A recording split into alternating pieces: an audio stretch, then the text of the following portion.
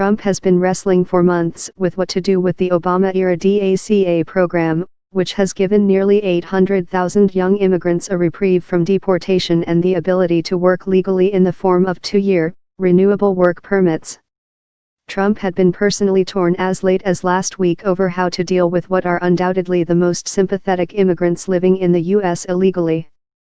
Many came to the U.S. as young children and have no memories of or connections to the countries they were born in.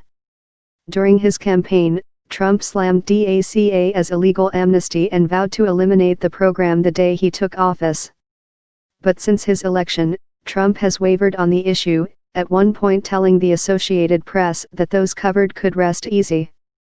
Trump had been unusually candid as he wrestled with the decision in the early months of his administration.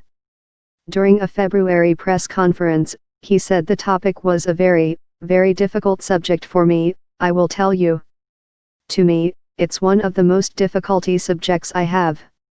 You have some absolutely incredible kids, I would say mostly, he said. Adding, I love these kids. If reports are true, Pres Trump better prepare for the civil rights fight of his administration. A Clean Dream Act is now a net emergency number defend DACA, tweeted New Jersey Senator Bob Menendez, a Democrat. But Representative Steve King, an Iowa Republican who has called DACA unconstitutional, warned that a delay in dismantling it would amount to Republican suicide. Ending DACA now gives chance to restore rule of law. Delaying so our leadership can push amnesty is Republican suicide, he wrote. It would be up to congressional lawmakers to pass a measure to protect those who have been covered under the program.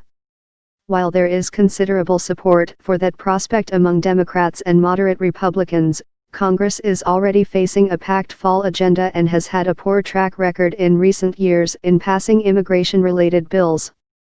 These are kids who know no other country, who are brought here by their parents and don't know another home. And so I really do believe that there needs to be a legislative solution, Ryan told Wisconsin radio station WCLO.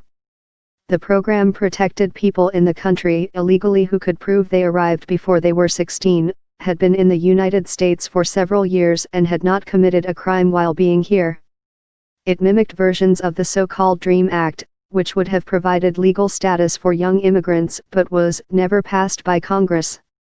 The House under Democratic control passed a DREAM Act in 2010 but it died in the Senate.